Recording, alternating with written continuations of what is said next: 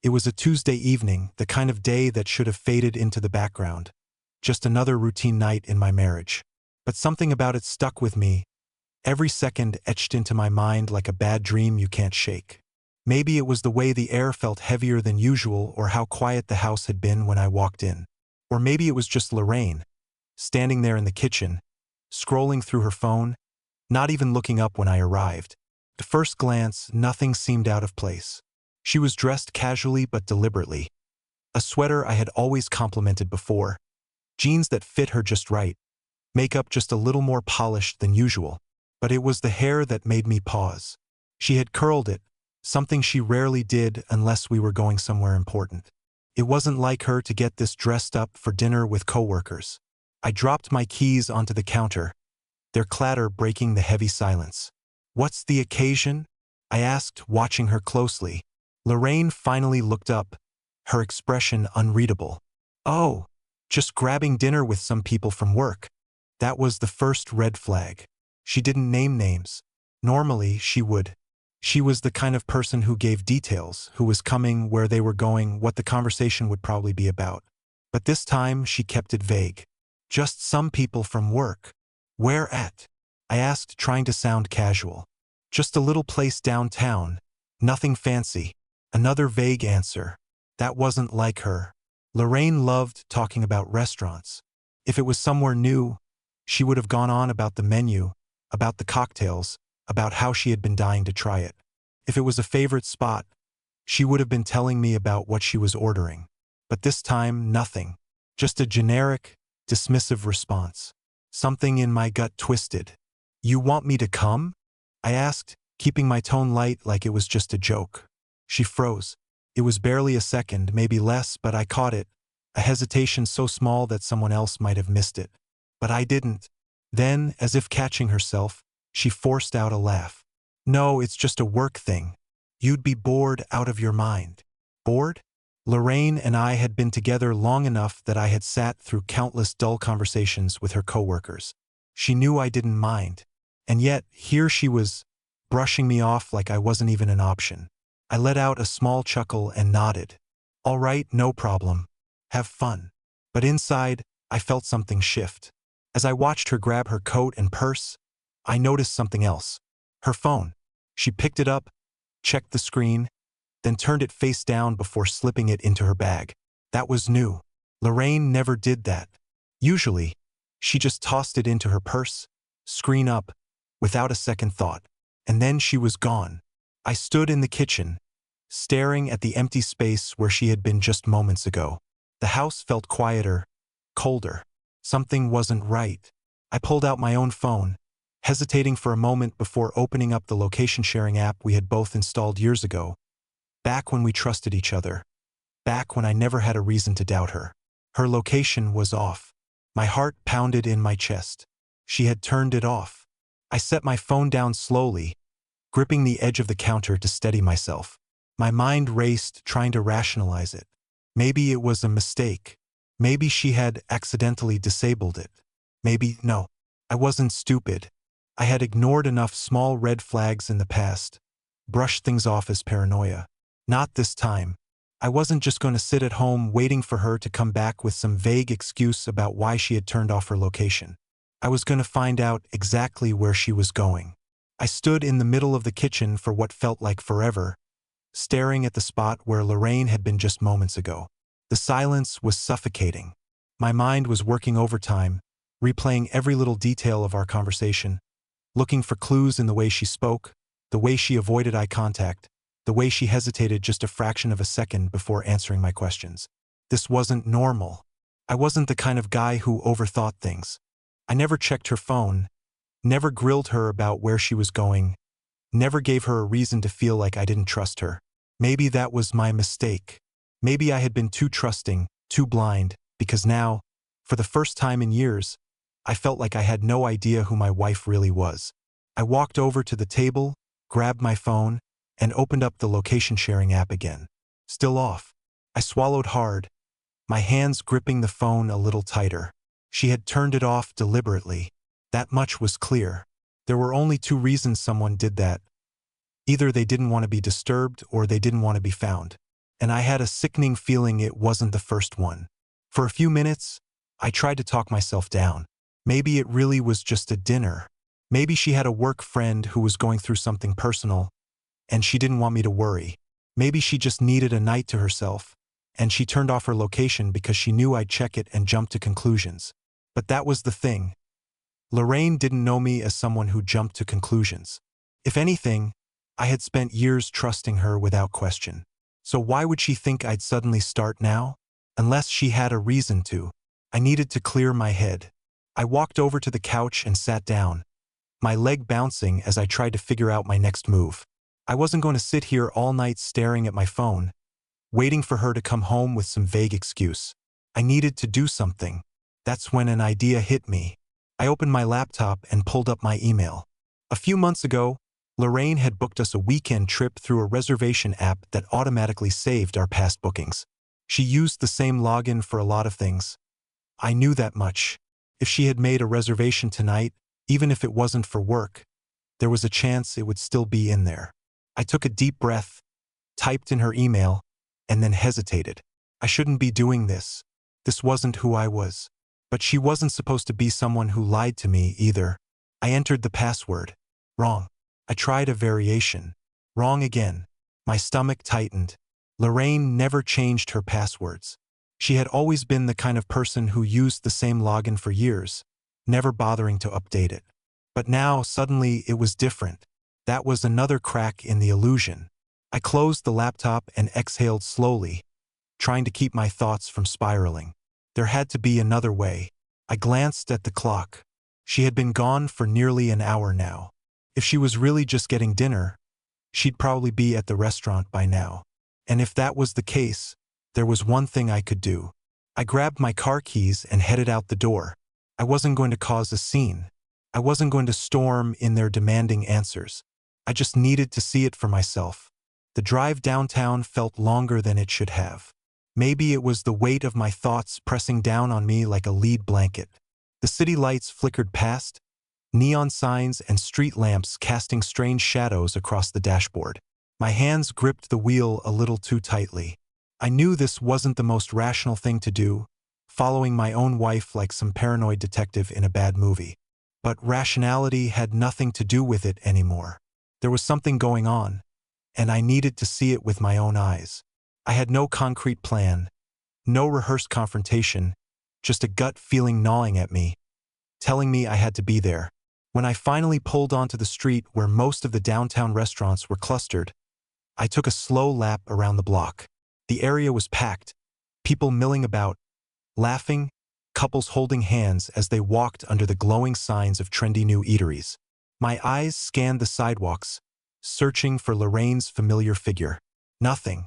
I parked a little ways down, across from a row of restaurants, and sat there for a moment, tapping my fingers against the steering wheel.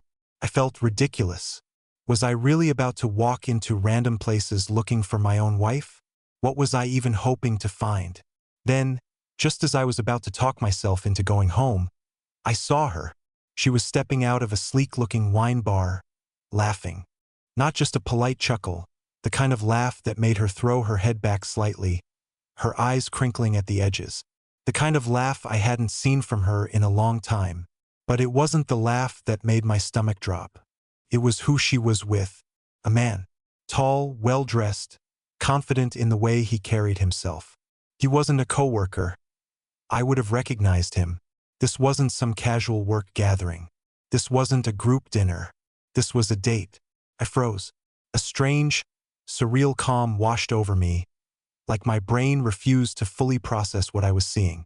The street noise faded into a dull hum, the laughter of strangers muffled like I was underwater. Lorraine was standing there, still smiling, her hand resting lightly on the man's arm as they spoke. Something inside me cracked. I forced myself to breathe. I needed to be smart. I couldn't just march over there and cause a scene. That would only give her the upper hand, let her play the victim, twist the story into something that made me look unreasonable. No, I needed to be sure. I needed proof. Carefully, I pulled out my phone, angling it just right as I snapped a few photos. The dim lighting wasn't ideal, but it was enough. Enough to capture her looking up at him like he was the most interesting man in the world. Enough to see the way she stood closer to him than she ever did with me anymore. I lowered my phone, my heart pounding so hard. She had lied to me, flat out lied. And for what? A fancy dinner with some guy who probably thought she was single? I clenched my jaw, gripping the steering wheel so tightly my knuckles turned white. I wanted to storm over there, grab her by the arm, and demand an explanation. I wanted to see the look on her face when she realized she'd been caught. But I didn't, because this wasn't about a confrontation. Not yet. This was about knowing. And now I did. I sat in my car, gripping the steering wheel so tightly my fingers ached. The world outside moved in slow motion.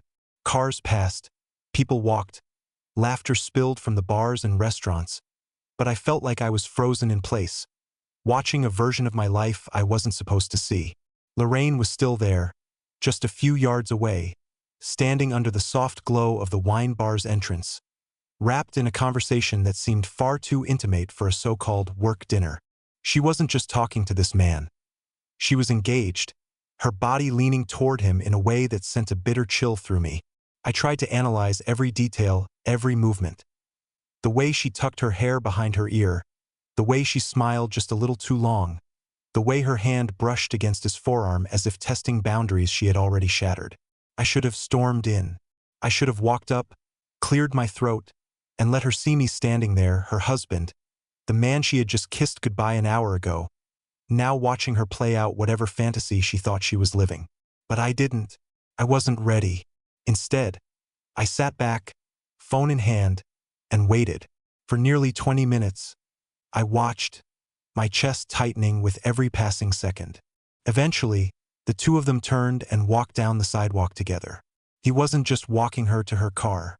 No, they were headed somewhere, and I knew, deep in my gut, that I needed to know where. I turned on my engine and pulled out slowly, keeping a safe distance as I followed them through the city streets. Lorraine had no idea she was being watched. She laughed. She chatted. She walked beside this man with the kind of ease I hadn't seen from her in years. And me? I was left gripping the wheel, wondering how long I had been a fool. Then they stopped. It wasn't a hotel. It wasn't even an apartment complex. It was a small, trendy lounge tucked between two high-rise buildings, the kind of place where couples sat in dimly lit corners, where hands brushed over candlelit tables, where conversations dipped just below the music so no one else could hear. I pulled over across the street, my pulse hammering. She had told me this was a casual dinner. She had told me I had nothing to worry about. But now I was watching her step inside a place designed for stolen moments. A part of me wanted to burst through the doors, demand answers, force her to look me in the eyes and tell me what the hell she was doing. But another part of me, the part that had been patient for too long, knew that tonight wasn't about confrontation. Tonight was about confirmation. I needed to see this through. I needed to know just how deep the betrayal ran. So I stepped out of my car, took a slow breath, and followed them inside. I stepped inside the lounge, my heartbeat drumming in my ears. The place was dimly lit, the kind of intimate atmosphere designed for whispered conversations and stolen glances. Soft jazz hummed through the speakers, blending seamlessly with the low murmur of voices. I paused just past the entrance, scanning the room. Lorraine and the man were already seated at a small corner booth, half hidden behind a decorative partition. A flickering candle sat between them, casting shadows across their faces. I felt my stomach twist. This wasn't a casual work dinner. This wasn't just two colleagues grabbing a drink after a long day. The way she leaned in, the way he reached out, resting a hand lightly on hers, it told me everything I needed to know. I forced myself to breathe. I had come here for answers, not to make a scene. I needed to know exactly what was happening, how deep this ran. And so, instead of marching over and confronting her, I did something I never thought I'd do. I sat down at the bar, ordered a drink I had no intention of touching, and watched. Minutes stretched into eternity as I observed every little movement, every detail. Lorraine laughed, really laughed, the kind of laugh she hadn't given me in months. I watched as the man leaned closer, his voice just low enough that she had to move toward him to hear. She didn't hesitate. If anything, she looked like she wanted to be closer. And then the final crack in the illusion happened. Her phone lit up on the table. My name. She glanced at it, hesitated for half a second, then flipped it over, screen down. I should have left right then and there. I should have walked out, gone home, started planning my next move. But instead, I stayed. I listened. And then I heard it. I hate sneaking around like this. Lorraine's voice soft, almost playful. The man chuckled. Then why don't we stop? She sighed, stirring her drink absently. Because it's complicated. You know that. Complicated. That was the word she chose. Not wrong. Not impossible. Just complicated. I felt something cold settle inside me. They continued talking, their voices dropping lower, but I had already heard enough. This wasn't a one-time thing. This wasn't a drunken mistake. This was something planned, something ongoing, something with history. And in that moment, something inside me changed. I wasn't going to sit back and be the fool anymore. I wasn't going to be the husband she pitied. I was going to make sure that when she finally looked me in the eyes, she would understand exactly what she had lost. I left the lounge before she could see me, walking back to my car. My legs felt heavier than they should have, as if every step was forcing me to carry the weight of what I had just witnessed. My mind was quiet, too quiet. I expected rage, betrayal, the overwhelming urge to turn back and call her out right then and there. But all I felt was a cold, eerie stillness, like my body had shut down anything unnecessary to focus on the one undeniable fact. My wife was lying to me. Not just lying, she was living a second life, one where I didn't exist. I sat in my car, gripping the wheel, staring blankly at the windshield as city lights blurred into streaks. My mind reeled, replaying every word, every glance, every small hesitation she had ever given me in the last few months. Was it all a lie? How long had this been going on? Was it just this guy, or were there others? How many nights had I kissed her goodbye, thinking she was heading out for just dinner? While she was meeting him, my hands tightened until my knuckles turned white. I didn't want to think about it, but the pieces were falling into place too fast to ignore. This wasn't just an affair. It was something deeper. She wasn't just fooling around. She was emotionally invested. That was what cut the deepest. The way she had looked at him, the way she had laughed, the way she had leaned in, touched his hand like it was second nature. She had felt safe with him. Safe enough to say, "I hate sneaking around." I exhaled sharply, forcing myself to focus. This wasn't the time for an emotional breakdown. I needed clarity. I needed to figure out my next move. For the first time in our marriage, I wasn't going to sit back and be the oblivious, trusting husband. I was going to take control of the situation. I pulled out my phone, my hand steady as I opened my call log and scrolled down to a familiar name. Paul. My oldest friend, someone I trusted, someone who had been through this himself years ago when his own wife had done the same thing to him. I hesitated for a second before hitting dial. He picked up on the second ring. "Hey man, what's up?" I didn't bother with small talk. "I need your help." There was a pause. Then his voice dropped in tone. "What's going on?" I took a deep breath. "It's Lorraine. She's cheating." Silence. Then a slow, measured sigh. "Tell me everything." And so I did. I told him about the dinner, the way she had dismissed me so quickly, the way she had turned off her location. I told him about following her downtown, about the wine bar, about the way she had been with that man. Too comfortable, too familiar. And finally, I told him about what I had overheard. Paul didn't interrupt. He let me spill everything out, and by the time I finished, I realized my hands were shaking. Not from sadness, not from anger, from the sheer weight of it all. Finally, he spoke. "I know you, man. You're not going to let this slide." "No," I said, my voice steady. "I'm not." "So, what's the plan?" That was the real question, wasn't it? How do you respond to something like this? Do you wait and gather more proof? Do you confront her immediately? Do you let her dig her own grave? I wasn't sure yet, but one thing was crystal clear. I wasn't going to be passive. I wasn't going to let her make me the fool. I had the upper hand now, and I was going to use it. I sat in my car long after hanging up with Paul, staring at the glowing dashboard, my mind caught between action and restraint. There was a strange kind of numbness settling in now, like my body had decided to protect me from fully processing the weight of what I had just confirmed. I was past the initial shock, past the gut punch of realizing that my wife, my partner of nearly a decade, had carved out a secret life behind my back. I knew Paul was right. I couldn't just sit back and wait. I had to do something. But what? Confronting her outright would be too easy. She'd deny it, spin the story, gaslight me into questioning myself. That was the thing about Lorraine. She was smart. She knew how to twist a situation to make herself the victim, how to shift the blame until I was the one apologizing for even suspecting her. I had seen her do it to friends, coworkers, even strangers. She wasn't just going to crumble under pressure and confess. No, I needed to make sure she couldn't weasel her way out of this. I needed undeniable proof. I clenched my jaw, my fingers drumming against the steering wheel as my brain worked through every possible angle. I had photos, yes, but they were just vague enough that she could talk her way around them. I had overheard their conversation, but without a recording, it was just my word against hers. I needed more, and I knew exactly how to get it. Step 1, the setup. Lorraine thought she was in control. That much was clear. She thought she could come home, kiss me goodnight, and live this double life without consequences. That false sense of security was my advantage. So I played my role. By the time I walked through the front door, she was already home, curled up on the couch with a blanket over her legs, scrolling through her phone like she hadn't just spent the evening whispering secrets with another man. She barely glanced up. "Hey babe, you were out late."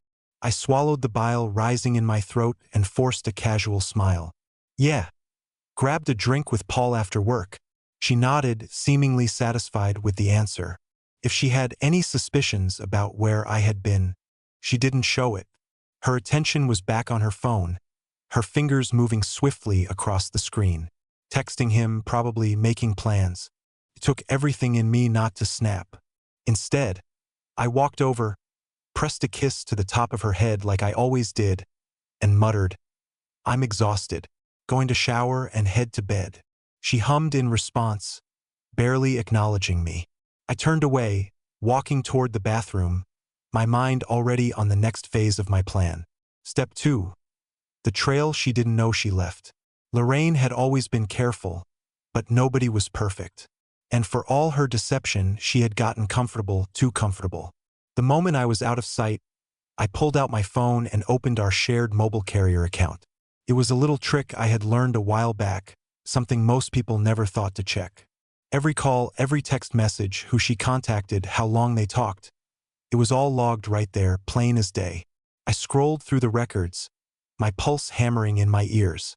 And there it was, the same unfamiliar number over and over again. Dozens of calls, some short, some stretching over an hour. But it wasn't just the frequency. It was when she had called him. Late at night when she thought I was asleep. During her lunch breaks when I was at work. Even on weekends when I had been right in the next room. She had been careful but not careful enough. I copied the number and ran a reverse lookup. Within seconds, a name popped up, Owen Calloway. The name meant nothing to me. I didn't recognize it. He wasn't one of our mutual friends. Wasn't someone I had ever heard her mention before. But I had his name now, and that was enough. Step 3, the trap. Lorraine didn't know that I was onto her, and that gave me the power to control how this played out. I wasn't going to let her keep lying. I wasn't going to sit through another night of forced small talk while she texted him under the table, pretending like everything was normal. No, I wanted to see her squirm. I walked back into the living room, pretending to dry my hair with a towel. "Hey babe." She glanced up. I kept my expression neutral. "I ran into an old buddy from college today, Owen Calloway. Do you know him?" It was subtle, just enough bait to see how she'd react. And sure enough, her fingers stopped moving on her phone. She froze for half a second, barely noticeable, but I saw it. Then she blinked, tilted her head slightly, and forced a confused laugh. "Owen Calloway? No, don't think so." "Why?" I let the silence stretch just a little too long before shrugging. No reason. Just thought his name sounded familiar. I walked past her, barely holding back my smirk. She had just confirmed everything I needed to know. She was lying and she knew I knew. And now I just had to wait for her to crack. The next morning I woke up before Lorraine. I lay in bed, staring at the ceiling, feeling strangely calm. The anger, the hurt, the betrayal, it was all still there, but it no longer felt like it had control over me. I had been living in a lie for far too long, but now, for the first time in a long time, I was in control. I got up, got dressed, and walked into the kitchen. I made coffee like I always did, but this time, there was no weight in my chest, no lingering doubt. I had spent half the night thinking through my next move, and now everything was clear. Lorraine walked in a few minutes later, hair tousled, wrapped in a robe, rubbing her eyes. "Morning," she mumbled, heading straight for the coffee. I leaned against the counter, watching her. There was no guilt in her face, no sign that she had spent last night texting the man she swore she didn't know. No hesitation as she went about her morning routine, comfortable in the false reality she had created. But she had no idea that her game was already over. I let her take a few sips of coffee before I spoke. "I know, Lorraine." She blinked, looking up at me over the rim of her mug. "Know what?" I tilted my head slightly, keeping my expression unreadable. "Owen Calloway." The reaction was instant, a flicker of something in her eyes. Panic, shock, calculation, all flashing by in the span of a second before she quickly masked it. She set her cup down slowly. "I told you I don't know." "Don't." My voice was firm, even. "I don't want to hear another lie. I know everything. The dinners, the calls, the texts. All of it." Silence. She opened her mouth, then closed it again. I could see the wheels turning, her brain scrambling for a way out, a way to manipulate the situation. But there was no way out. "I don't know what you're talking about," she finally said, but the crack in her voice betrayed her. I sighed, shaking my head. "Lorraine, I gave you every chance to be honest, every chance to tell me the truth, and you still won't. That tells me everything I need to know." Her hands clenched on the counter. "Are you seriously accusing me of cheating? Do you even hear yourself? You're being ridiculous." I pulled out my phone and slid it across the counter toward her. "Go ahead. Call Owen. Put him on speaker. If you really don't know him, this should be easy." She didn't move. She just stood there, her face pale, her breathing shallow. "That's what I thought," I said quietly. For the first time, I saw fear in her eyes. Not fear of me, but fear of losing control, fear of the truth being undeniable. She knew she was caught, and she knew I wasn't going to let her twist the narrative. "The choice." I exhaled, rubbing my temples. "Look, Lorraine, I'm not going to drag this out. I deserve better, and you know it. You made your choice when you started sneaking around. Now, I'm making mine." Her lips parted slightly. "What does that mean?" "It means I'm done." I pushed a folder across the counter. Divorce papers. I had called a lawyer the night before, and while nothing was finalized, I wanted her to see that I wasn't bluffing. She swallowed hard, staring at the papers like they were a loaded gun. "You're not serious," she whispered. I met her gaze. "I've never been more serious in my life." Silence stretched between us, thick with everything left unsaid. Then, for the first time since this all started, her mask cracked. Tears welled in her eyes, but I didn't feel sympathy. Not anymore. This wasn't sadness for what she had done. It was sadness for what she was about to lose. She started, but I cut her off. "I don't need an explanation. I don't need excuses. I just need you to sign." She looked down, blinking rapidly. She knew there was no point in fighting it. After a long, heavy moment, she picked up the pen, and she signed. The beginning of something new. The next few weeks passed in a blur. There were tears, apologies, desperate attempts from Lorraine to fix things, but it was too late. I had already moved on in my heart long before the ink dried on our divorce. And surprisingly, I didn't feel broken. I didn't feel like my world had ended. In fact, I felt free. I moved out, got my own place, and for the first time in years, I felt like I was breathing fresh air again. No more doubts, no more second-guessing, no more living under someone else's lies. One evening, I met up with Paul for drinks, something I hadn't done in years without feeling guilty about leaving Lorraine home alone. He clapped me on the back, grinning. "You look good, man, like a weight's been lifted." And for the first time in a long time, I smiled a real, genuine smile, because I wasn't just surviving. I was finally living.